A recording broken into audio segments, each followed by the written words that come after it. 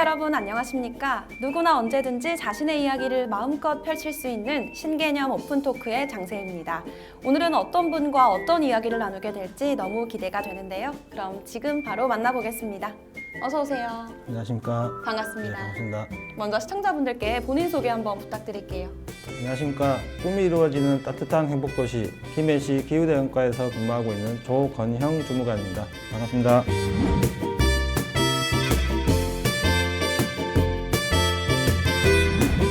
반갑습니다. 예, 안녕하십니까. 김해시가 올해 환경부에서 추진하는 기후변화 취약계층 지역 지원 공모 사업에 선정됐다고 알고 있습니다. 예, 맞습니다. 네, 축하드립니다. 예, 감사합니다. 이 기후변화 취약계층 지역 지원 공모 사업은 어떤 건가요? 이 사업에 대해서 간단하게 설명드리자면 현재 세계적으로 기후변화로 인해서 폭염이나 한파, 이상기후들의 발생 빈도나 네, 좀 피해가 점차 증가하는 추세인데 맞습니다. 이런 피해들이 아무래도 좀 상대적으로 대응력이 부족한 우리 어르신들이나 어린이 네. 그리고 저소득층 이러한 취약계층에 조금 더 크게 나타납니다. 네. 그래서 환경부에서 지자체 대상으로 이런 이제 취약계층들의 대응 인프라를 조금 높이고자 계속 공모 사업을 추진하고 있고 올해에는 우리 김해시가 사업 대상지로 선정돼서 총 8억 원의 예산을 투입해서 사업을 시행하게 되었습니다. 네, 이 지역의 불편함을 좀 해소하기 위해서는 꼭 필요한 사업 같은데요. 또 이 김해시의 지원 대상지가 생린면이라고 알고 있습니다. 이 생린면이 선정된 특별한 이유가 있을까요? 사업 대상지는 생린면 복림마을과 학산마을 요 두 마을이 합쳐진 사업 대상지인데 네. 여기 같은 경우에는 자연불악에 개별 공장들이 점차적으로 좀 들어와서 공장과 주거지가 혼재된 지역으로 대기질 관리가 좀 필요한 지역이고 네. 특히 지금 이 지역 인구가 어르신들이나 어린이들 이런 이제 취약계층이 비중이 40% 정도 되기 때문에 네. 가장 시급하게 지금 대응 인프라를 구축해야 될 것으로 판단돼서 사업 대상지로 선정되게 되었습니다. 네, 그러면 이 공모 사업을 통해서 생린면에 어떤 변화가 찾아오게 될까요? 현재 사업을 위한 실시설계 추진 중으로 네. 지금 사업 내용으로 첫 번째로 마을 주민 주택 지붕에 네. 태양열의 반사나 분산 효과가 있는 차열 도로를 시공하는 쿨루프를 설치 계획에 있고요. 네. 그리고 마을 주민들이 이제 공동으로 폭염을 피할 수 있는 공동 마을 쉼터 조성, 그리고 녹지를 조성해서 아까 처음 말씀드린 대기질 개선 그런 효과와 네. 온실가스 흡수원을 조금 확보를 해서 전반적인 기후 변화에 대응하는 그런 인프라를 구축하는 데 그 목적이 있습니다. 네, 이 사업을 통해서 생린면에 조금 좋은 영향이 끼칠 것으로 기대가 됩니다. 예. 또 제가 알기로는 앞서 생린면 외에도 김해시에서 기후변화 취약계층 지역 사업을 계속해서 해오셨다고 알고 있는데요.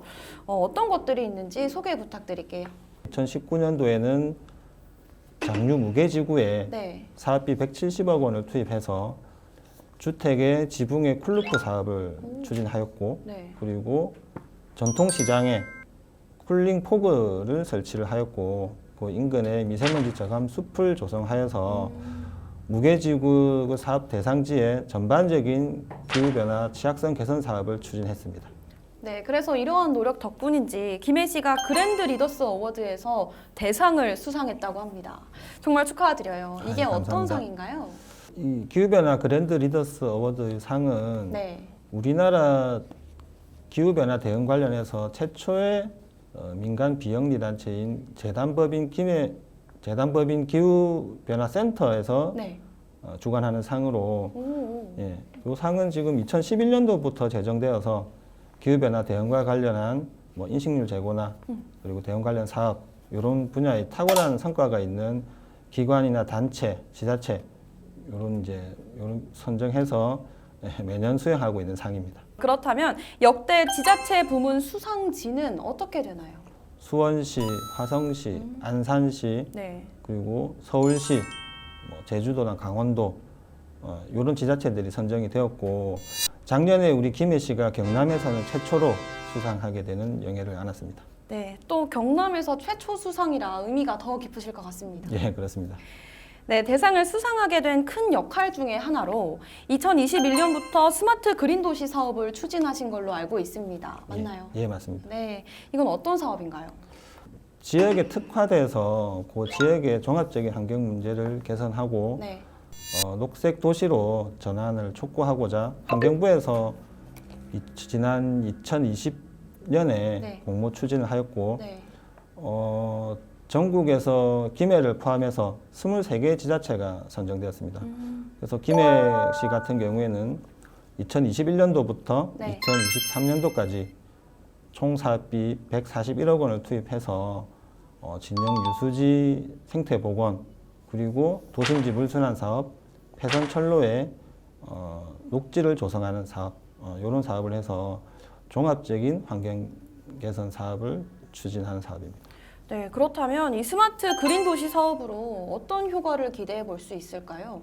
사업 내용과 그 효과를 연계해서 설명을 드리자 하면 네, 첫 번째로 진영 유수지의 우리가 생태 복원을 통해서 그 유수지에서 흘러가는 지역 하천의 수질을 개선할 수 있고 네, 두 번째로 그 인근 신도심 지역에 투수블럭이나 식생형 저영향 개발 기법 시설을 설치해서 네, 그 지역에 지금 하류에는 이제 홍수 예방 효과도 있고 지금 설치된 시설물이 있는 지역에는 도심지 열섬 개선 효과가 있을 것이고 그리고 세 번째로 구도심지 폐선철로 일원에 네. 저희가 탄소 저감 수종을 대규모로 식재를 해서 대기질 개선과 네. 온실가스 흡수량 증대 네. 이런 효과를 볼 수 있는 사업으로서 진영 요구 사업 대상지 일원에 대기나 수질 이런 종합적인 환경 개선 효과가 있는 사업입니다.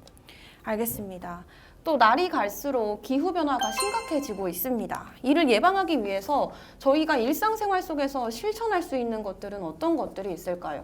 실제로 우리가 지금 일상생활에서 할 수 있는 것들은 상당히 많은데 네. 그 중에서도 우리 시에서 조금 대표적으로 추진하고 있는 사업을 하나 말씀드리자면 네. 사만타 운동이라고 혹시 사만타요? 들어보셨습니까? 처음 듣습니다. 사만타 운동을 지금 시행하고 있는데 그 첫 번째가 가까운 거리는 자동차 안 타기. 차 안 타. 예. 그 두 번째는 5층 이하는 엘리베이터 안 타기. 엘리베이터 안 타. 예. 세 번째는 불필요한 소비를 줄이기 위해서 일회성 유행 안 타기. 오. 예. 이렇게 세 가지 수칙으로 우리가 지금 사만타 운동을 추진하고 있고 우리가 일상 속에서 생활함으로써 배출되는 탄소 배출량이 연간 1인당 1.1톤이라고 하는데 이런 사만타 운동을 추진하면 네. 이 배출량의 한 30% 정도가 오. 절감될 것으로 그렇게 예상을 하고 있습니다.